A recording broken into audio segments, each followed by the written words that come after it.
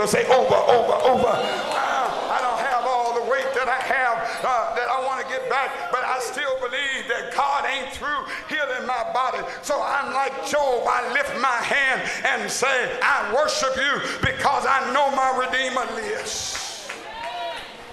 I can't be long. It's holiday weekend and y'all got stuff to do, but I want to give you enough to chew on till I can pick it up. But I found several points, about 12 points in this whole series, and I'm going to take 3 at a time. The first point that's crucial to your existence and your destiny, please get this: your worship must be for real. Help me preach. Tell your neighbors, time out for phony worship. The Bible said, then Job arose, rent his mantle, shaved his head, fell down to the ground and worshiped. Some of y'all too cute to worship. Said, naked came out of my mother's womb, naked I shall return. The Lord gave and the Lord taketh away. Blessed be the name of the Lord. Job saw the Lord's hand in his life. The Lord gave and the Lord taketh away. And he says that God is to be praised. He kept a positive attitude even when he was in the low place. He was grateful for what he had, whether he had lost it or not. He thanked God that he had memories of what he had. Oh my God. Job wrestled and argued with God, but he never blamed or challenged God. He was vocal, but he was never disrespectful or defiant. He lamented for God, not against God. But Job railed for help, but not against God. He tears his robe, shaves his head, falls to the ground in humble, reverent, urgent worship, concluding that Job did not sin or charge God wrongly. Job did not consider God to be his true enemy or blame him for innocent suffering or fault or for not helping. He did not consider God's ways to be cruel, offensive, or irresponsible. He did not blame God for taking away what he had. In fact, he thanked God for giving him the opportunity to have what he had. Before Job, emphasis was on God's gift before his repossession. Job said, shall we accept God's good and not deal with trouble when it comes in the cosmic battle of good versus evil, when everything sings in your hand like life is unfair, unbearable, unacceptable? We still have choices because we are not bystanders. With courage, we can participate actively with God to overcome evil and to live victorious lives. Do you know that we got power over the devil? James 1 and 3 says, God tempts no one with evil. Then Paul comes to the mic on the 31st day of August. Said, let me preach a little bit. Bishop said, come on in, Paul. He said, stop by Corinthians. He said, he is faithful and he will not allow you to be tempted beyond that you can bear. Notice it was God who initiated the discussion with Satan. But in the end, Job was naked and alone in the human eye, but he was guarded and guided by God's watchful eye. I could care less how y'all see me, long as God see me all right. Somebody ought to tell your neighbor that. Say, I may be naked in your eye, but I'm covered in his eye. So we sang that song, and we sang it all over the world. They sang it all over the world. You don't know my story. All the things that I've been through, you can't feel my pain, what I had to go through to get here. You don't understand my praise. Don't even try to figure it out because my worship is for real. I like the vamp. I've been through too much not to worship him. I dare you to tell somebody that, say, I've been through too much not to worship. Let me try this side. I've been through too much not to worship. Let me try this side.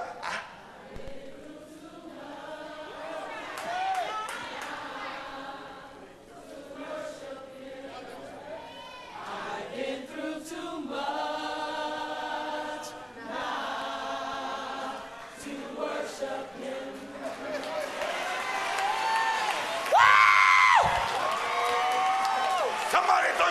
Say, God, I still love you.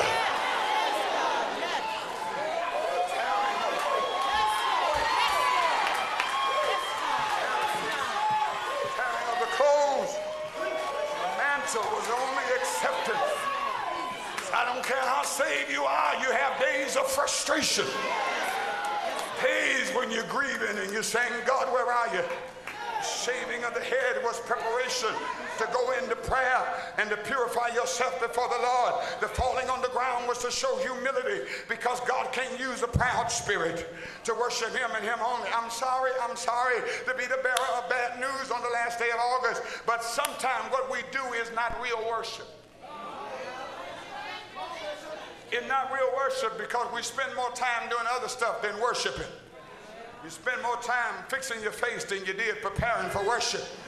Spend more time in the movies and other stuff. A lot of times our worship is not pure. Our worship is not sincere. Our worship is not thought through. We just come up in here and throw anything to God. It's not perfected. Many times it's rushed. Hear me. A.W. Tozer says in his book on true worship, and I agree, that it never exists without a breaking of the pride. You cannot come in God's spirit and God's presence without your pride being broken and your spirit shifting and your arrogance being pushed down and self getting out of the way. Somebody ought to say, Lord, help me get ready. See, Job dealt with all three. If I was brave enough to throw it out here, and I think I will, that humility and loss add to your ability to make you worship for real. You want to find a real worshiper? Find somebody that lost something. Find somebody that lost somebody. Find somebody that's been through something. Real worship is when you forget about time, forget about who's looking and worshiping on the other side of you. Real worship is not predictable, but it's prompted by the Holy Spirit. Real worship is when you've been stripped and say, even though I'm stripped, I still believe. Many of us cannot worship because we can't handle the stripping. I watched the man when he did these floors up here before he could put the stain or the varnish down. He had a machine. I said, what are you doing? He said, I got to strip up all of the splinters. I got to make it smooth. I got to get all of the impurities out because I don't want to throw varnish on top of impurities. Lord, I just got another message there. Some of us have put the paint on top of the stuff that ain't been smooth. It's like putting on deodorant and you ain't washed up. Every worshiper, I got tickled. Every worshiper must yield to his stripping. Didn't I tell you, if we lose all our stuff, our furniture, our clothes, our credit, if we lose everything and still have Jesus, we have enough to start all over again so we can say with Job, I worship you. Somebody throw your hand up, say, God, I worship you. So secondly, my time is out. Secondly, not only must your worship be for real, but secondly, if you're going to say, I still believe, you got to know that God is near even when you can't see him.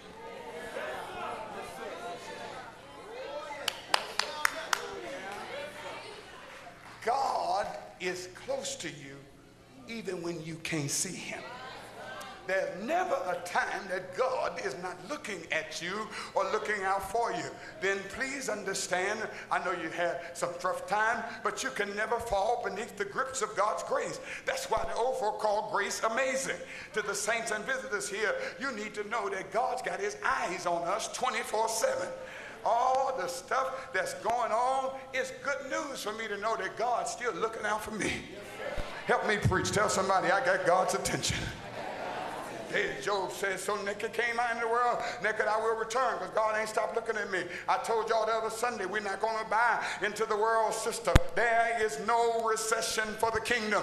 There is no recession for the saints. Wake up, let her hear the word. There is no recession for the saints. Don't you dare hold back your tithe and your offering or your seeds to the church of the man of God. If there was a time that we need to be seen, wake up, Aunt Daisy. We need to be seen showing God that we love him. God has us out here because his name is on the line. He's looking at us. He has our attention. We have his attention. So say it with me. There's never a time. Say it with me. There's never a time that God ain't looking out for me and that God ain't looking at me. Say it again. There's never a time that God is not looking out for me and God is not looking at me. If gas gets to be $10 a gallon, you're going to have some in your tank. If chicken gets to be $5 a pound, you're still going to have a thigh, a leg, a breast, a wing, and some hot sauce and white bread. If bread gets to be $10 a loaf, we're still going to have a sandwich because the Bible says in David, Psalm 37:25, I was young, but now I'm old, but I've never seen the righteous forsaken, nor his seed beg bread. Help me preach to your neighbor. I ain't going to be begging. I'm going to be eating and giving. Talk to them. Say, I ain't going to be begging.